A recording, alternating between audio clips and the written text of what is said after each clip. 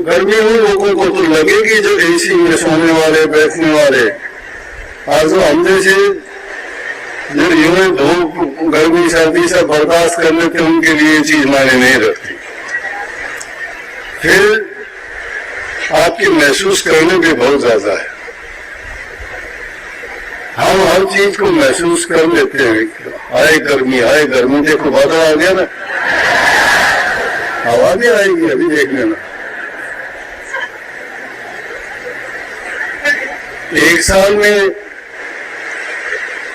मुश्किल से नंबर आ पाता है, वो भी इतनी मेहनत करने के बाद।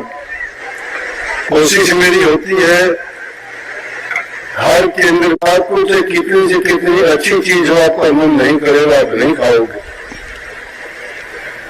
और कभी कभी कोई चीज ऐसी होती है कि जिसको देख के भी मन नहीं करता, लेकिन मन करता है खाओ।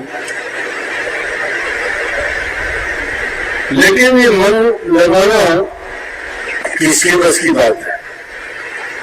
अगर हमारे बस की बात तो हो तो हम तो कभी इसको भटकने नहीं देंगे, बिगड़ने नहीं देंगे, हमेशा अच्छे काम में लगाएंगे। लेकिन हमारे बस का ये है नहीं, इसलिए हम तलाश करते हैं ऐसे व्यक्ति की जो इन चीजों से ऊपर उठ गया है, जिसने अपने मन को काबू किया है। वो हमें भी उसको काबू करने का तरीका बता देगा, बता ही नहीं देगा, उस और हमारे मन को लगा देगा। हमारी जो कमियां हैं उनको गिन गिन के बाहर निकालने का काम करेगा, और वो चीजें, वो नुक्ते, वो शिक्षा और वो उपदेश देंगे कि जिसके कारण ये मन दोबारा से उन बुरी चीजों की तरफ ना भागे और ना अटके। आसान काम तो नहीं है, मुश्किल है, परंतु लगन जब दिल में लग जाती है, सच्ची लगन जब होती है, सत्य से जब इंसान अवगत हो जाता है, उसकी वास्तविकता को जब पहचान जाता है, उसका मन नहीं करता। जिस चीज का हमें जब तक पता नहीं होता है, तब तक वो चीज हमारे पास हो तो भी, और उसका ना हम महत्व जानते हैं, ना गुण जानते हैं, ना उसके फायदे जानते हैं। परंतु जब पता लगता है कि ये इतनी कीमती चीज है, तो फिर उसको हर प्रकार से गुप्त रखने की कोशिश करते हैं, सुरक्षा उसकी करते हैं, छिपा के उसको रखते हैं कि किसी को पता न लगे इस चीज का।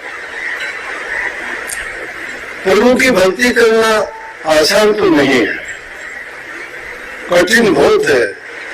लेकिन अगर कठिन कह के किसी चीज को हम छोड़ देंगे तो वो कठिन रहेगी, परंतु हम पूरी लगन के साथ अगर उसे लग जाएंगे तो थोड़ा करके ऐसा समय आएगा कि हम बहुत कुछ उसमें हासिल कर लेंगे, हमें बहुत कुछ प्राप्त हो जाएगा, और फिर हमें ये यकीन और तसल्ली होगी।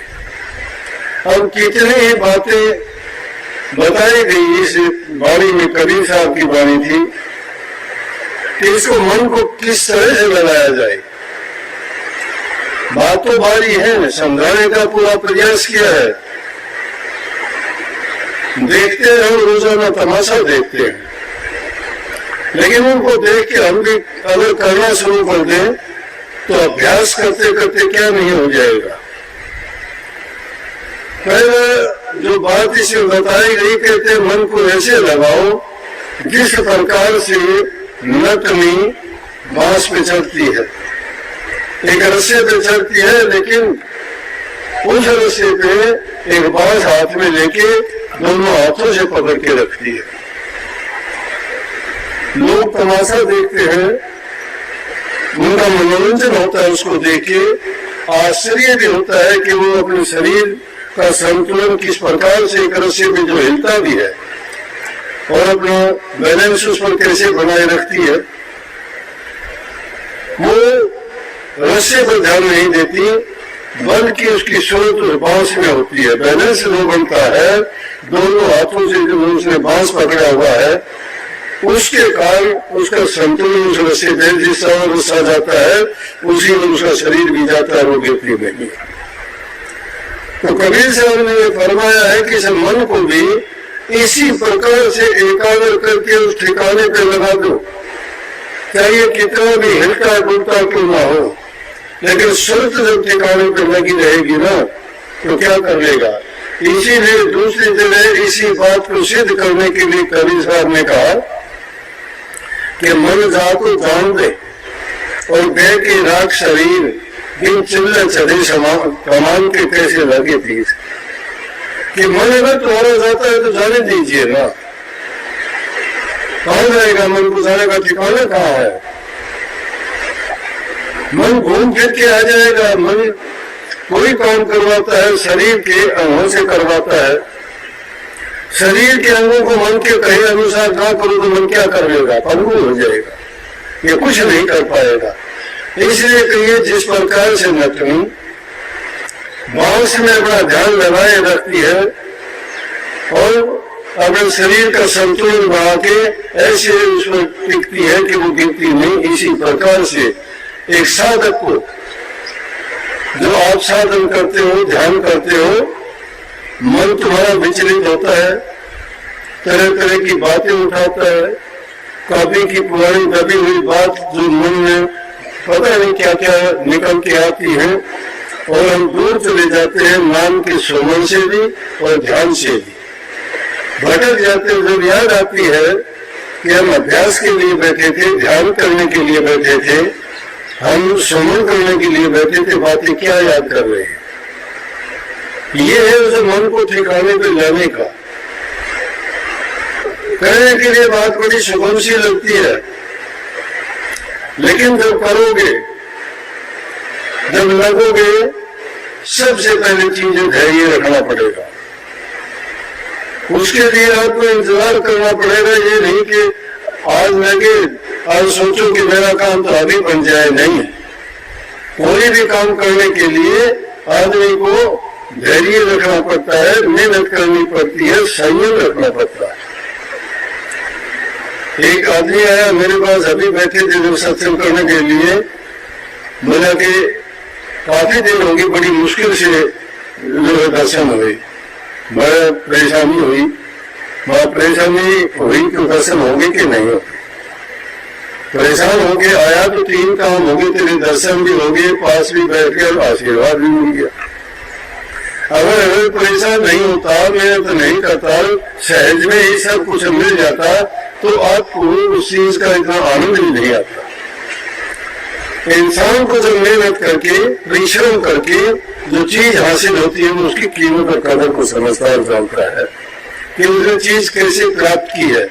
नहीं तो सीधी सी बात है, इजी कम इजी को, जो चीज तुम्हें आसानी से मिलती है वो आसानी से चली भी जाती है, छूट जाती है। तो मेहनत करके की हुई चीज कभी आदमी खोता नहीं है और उसकी कीमत और कदर को जानता है। आगे भी ऐसी बात बताई कि उसके लिए अहंकार को त्यागना पड़ता है। अहंकार से हाथी का नाम लिया कि भक्ति का तरीका तो ऐसा है कि जिस प्रकार से मिट्टी के अंदर, बाल रेत के अंदर बूरा या खांड मिल जाए और दोनों का एक सा उनका बनावट है, स्वाद का फर्क है, लेकिन रेत में और बुरा मिला दी जाए तो आप कैसे उसको अलग करोगे। अब तो तरीके साइंस के होंगे कि भाई उसमें पानी में डाल दे, दोनों को पानी में डाल दोगे तो खांड को उसमें घुल जाएगी, नहीं तो घुलेगी नहीं। पानी को निकाल दोगे तो उसकी तरी में जम जाएगी, पानी को उबाल लो तुम्हें चीनी और खांड वापिस मिल जाएगी। लेकिन कबीर साहब ने तो उस जमाने में क्या कहा कि ये अहंकार है मन का, कि इस प्रकार से वो बुरा को वेद से अलग करना है। कहने का मतलब हमारे सूरत इस शरीर में इस प्रकार से गुण मिल गई है कि इसे सती की तरह से बड़ा मगरूर है, बड़ा अभिमानी है। और जहाँ अभिमान है वहां इंसान हमेशा मार खाता है, मिलता नहीं है। अभिमान का सिर नीचा कहते हैं ना।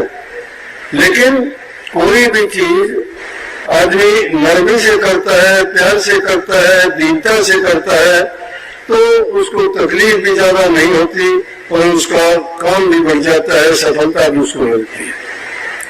तो कहता है कि अगर हाथी बन के उस रेत में से कोई उस गुना को निकालना चाहे तो नहीं निकाल पाता। कैसे निकलेगी वो?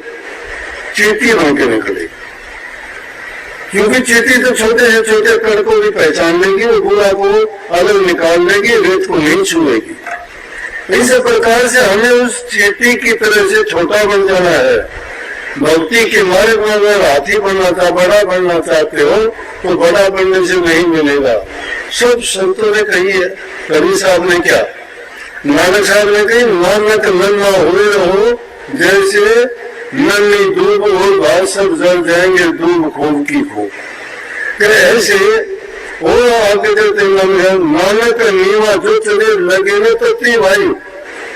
जो इंसान नीचा होके चलता है, जो निर्बल मानता है, अपने आप को हीन मानता है, वो इंसान उसको कभी ताती हवा नहीं लगती, कष्ट नहीं सहने पड़ते।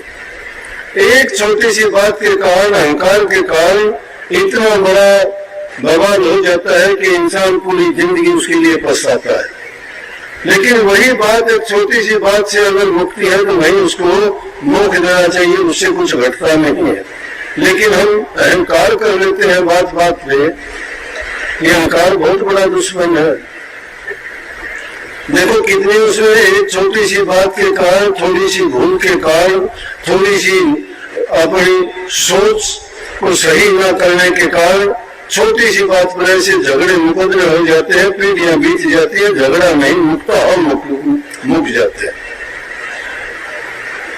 काम करने से जाते हैं, दिमाग में हमेशा वही बात, उसी की उधेड़ बुरी लगती है। कोर्ट कचहरियों के मुकदमे चलते हैं, धन की हानि, समय की हानि और घर की बर्बादी, बच्चों की परेशानी, सब का सब ऐसा बिखर जाता है काम। लेकिन किसके कारण हुआ? वो थोड़ी सी नासमझी के कारण। और उसको फिर हम दोष किसका देते हैं? भाग्य का दे देते हैं, कर्म का दोष फिर भी नहीं देते।